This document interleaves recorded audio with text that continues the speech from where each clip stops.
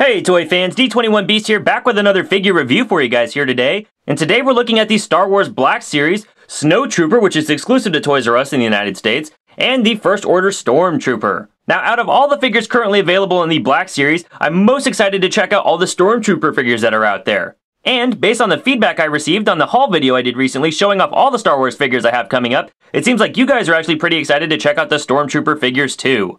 So special thanks to Jeff, frequent contributor of my channel, for sending these figures along. But before we take a look at the figures up close, let's take a look at that packaging. Each box features the logo for Star Wars there at the top, and then showcases the figure as well as their accessories inside. And then we also have an image in the lower right of the figure pictured in the packaging. The side of the packaging is completely red. For these standard figures, we get a number for the figure in that wave, but then with the Toys R Us exclusive, you see there is no number listed for the Snowtrooper. And on the back of the packaging, we have the logo for Star Wars and the number for the figure repeated, and then we have a bio for the figure. Pause now for the Snowtrooper, and pause now for the First Order Stormtrooper. Alright, Force fans, well that's the packaging. Let's get these guys out of the box and see what they're all about. Alright, and here we have the Snowtrooper and the Stormtrooper out of the packaging. And on first appearance, these figures look really nice. I very much appreciate the sculpted detail that went into both of these figures, and the paint applications are largely clean throughout, so I'm very impressed there. Looking at the Snowtrooper, the helmet looks just like it did in the movies. He's got some nice paint application here in the visor, the very kind of slit that they have there that they see out of. He's got some silver paint applications here on the helmet, clean paint going all the way around the back of the helmet. The figure's got some clean black paint on the shoulders as well. All the proper detail on the front of the figure is there. Look at that sculpted and painted detail on the abdomen of the figure here. The pauldron looks really nice, very clean paint applications on there. Nice sculpted detail going all the way down the arms. The pack on this figure, which is a separate accessory if you want it to be, has some excellent paint detail here on the side as you can see, sculpted very nicely as well. Coming down the figure here, we have the sort of, apron or the waistcoat. Sculpted very nicely with the textured detail here on the side. I think that's great. The pockets have been sculpted nicely, and I love the sculpt work for the pants here. Probably the most detail on this figure is on the pants, even though largely it's not completely painted. And then I like the way that the boot straps have been handled. All the wrinkles in the pants look fantastic, and there's even some sculpted detail on the bottom of the feet as well. Really just a great looking figure overall. And this First Order Stormtrooper is certainly nothing to sneeze at either. The helmet and head sculpt for this figure look absolutely fantastic. Very clean paint applied for the eyes and around the mouth of the figure. Nice silver paint there. Nice paint going around the back of the helmet as well. Got a little bit of a smudge there, but overall it looks great from the front. Now maybe I'm the only person who's noticed this, but I really feel like the costume designer for The Force Awakens looked at a key of soul when deciding how to redesign the Stormtrooper helmet. I don't know, what do you guys think? Coming down the figure though, we have some more paint detail here on the chest and some great sculpted detail. There's actually some paint inside the joints here on the figure, as they should be, and they've sculpted the sort of, costume detail, all the line work inside the arm. I think that's really nice.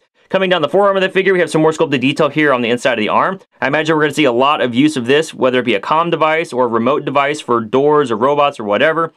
Sculpted here on the forearm, I think that's a nice touch.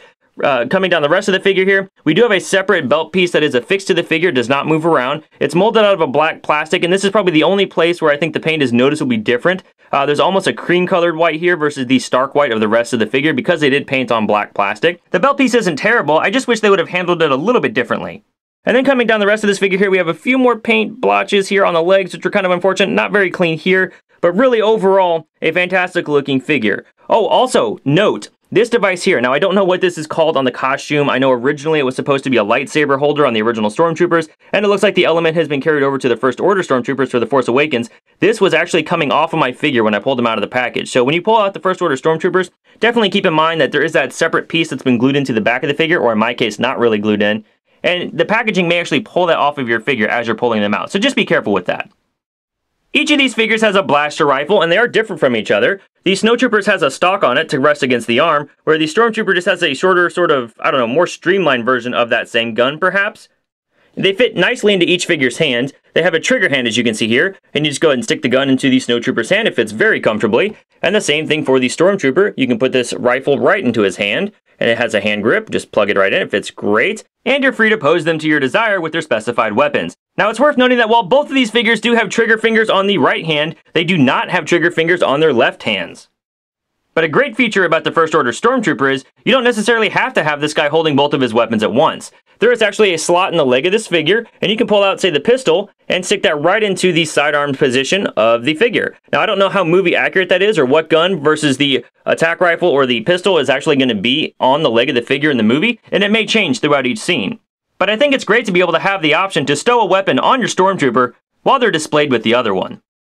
Articulation is probably the weak point for each one of these figures, and obviously it's going to be worse on the Snowtrooper. Now what I didn't expect though was his head really kind of has trouble moving left and right. The pauldron does get in the way a little bit, but really it's the back of the helmet that prevents him from moving all the way around. He doesn't look up at all, and he only slightly looks down. It's really nothing to write home about. But he does have a shoulder joint that rotates all the way around. It is hinged to move into the body, and moves in just a little bit. The way they've sculpted the torso, the shoulder plate will go in there, but it doesn't move up all the way. There's no upper bicep rotation of any kind, but there's rotation here at the elbow, and a single joint moving backward and forward. Really wish that was a double joint, especially when he comes with a weapon that can be two-handed. He's got a wrist that'll rotate all the way around, and then a hand that'll bend back only about that far, and then down about that far. There is no ab crunch on this figure, and the waist rotation is actually in the diaphragm joint, so he rotates left and right. He doesn't really move forward a whole lot because of the design of the costume, and he doesn't move back really at all.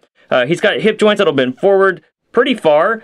Back, it's hindered by the actual cloth piece here, the fake cloth piece. It would go back further if that wasn't there. Bends out from the body only about that far, again, hindered by the design of the costume.